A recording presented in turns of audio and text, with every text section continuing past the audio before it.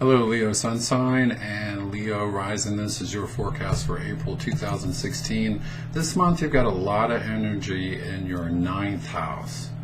You've got the Sun, Mercury, and Uranus there, and then on April 6th you're going to have Venus transiting through this house as well. So what does the ninth house have to do with? The big thing is it's the house of the sign Sagittarius and of the planet Jupiter, and it's about expansion. It's about having a desire to broaden your horizons, to try new things, to be more experimental, more spontaneous. Okay, so basically it means that you want to taste everything that life has to offer. Okay, so this should be a very positive month where you find it easier to be happy, to live in the moment, and look toward the future with hope in your heart. Okay, and furthermore, I'd like to say it's a good idea to strive to be positive and optimistic if you're not normally like that. Okay, the ninth house can imply there's a desire to travel, or you might already have travel plans. It's also a time where you have a thirst for knowledge, especially about things that you're fascinated about. So you could be learning something new or deepening your knowledge about something that really interests you. Now on April 5th, the Sun makes a trine aspect to Saturn. Saturn's in your fifth house.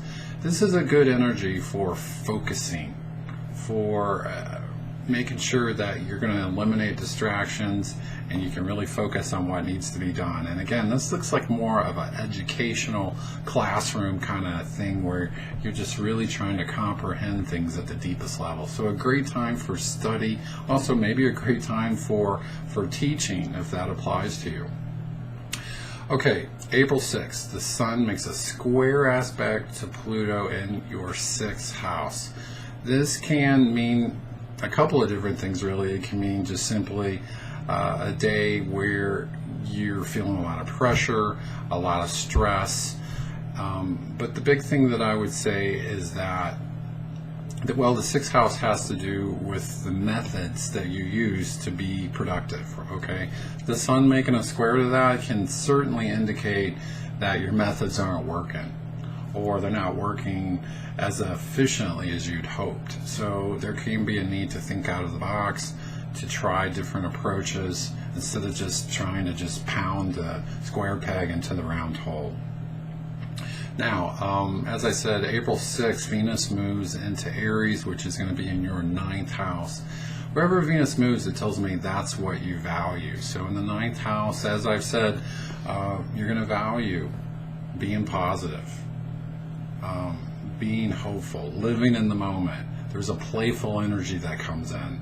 Okay, you're definitely going to want to be trying new things, as I said, and trying out new adventures. And so what I see with this is just giving yourself permission to do it, because when Venus goes in there, it's fun.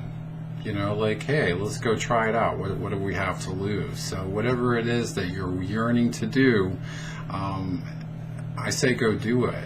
This can imply like taking a road trip or something, and it's like spur of the moment. Hey, you know, why don't we pack our bags and go down the road to wherever, you know? But I just see fresh places and new places is good for the soul for you this month.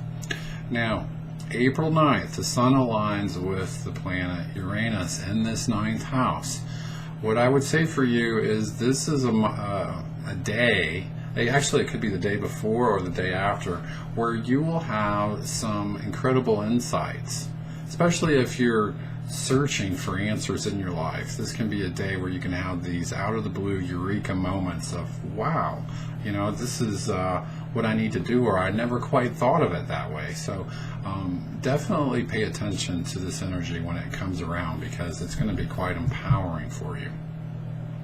Okay, next up we have Mars going retrograde April 17th all the way until June 29th. Okay, so Mars for you is in the fifth house, and it's retrograde, as I've said. You also have Saturn retrograde in the fifth house. So Mars is a warrior kind of energy. It needs a battle to win or a mountain to climb, but it likes things to go quickly. And with Mars retrograde, and again Saturn there as well, it's just not going to happen. It means you have to tap your brakes and look at the details of your situation and figure out what's really going on. And so in the 5th house, this rules a few different things. First of all, the way I think of the 5th house, if I could summarize it, I would call it the house of joy. So in other words, are you having fun? Are you enjoying your life? Or is life just, it just seems like all you do is work? You know, this is like, what's it going to take for you to be happy?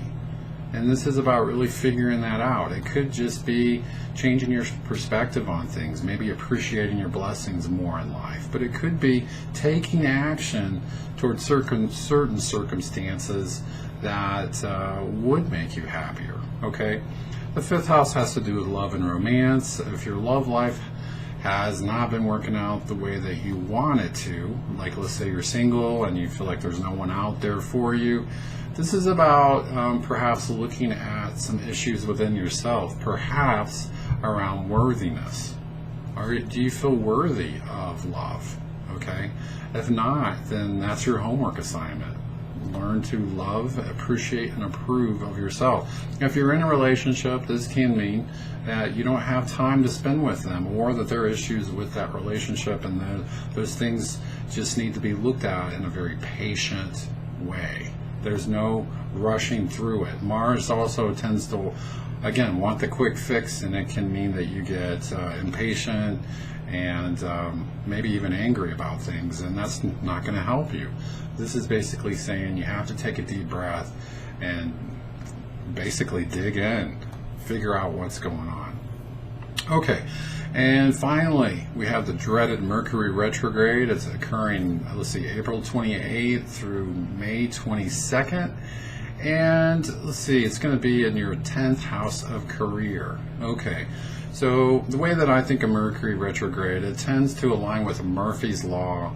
You know, what can go wrong will go wrong. And for you, brace yourself. It can be with your career. There can be certain plans that aren't working the way that you thought they would or hoped they would, and you've got to be flexible. So again, don't get frustrated or discouraged. It's all about you just willing to find out if there's a better way. And sometimes the universe uses Mercury retrograde periods to force us to think in a different way so that we can be innovative.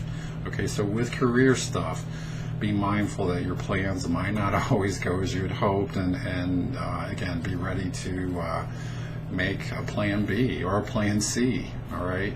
Also, with your communication with the people that you work with or your clients, there can be communication issues. So just make sure you're being thorough and articulate with what you have to say, and also make sure that you're listening closely to avoid any unnecessary hassles. Okay.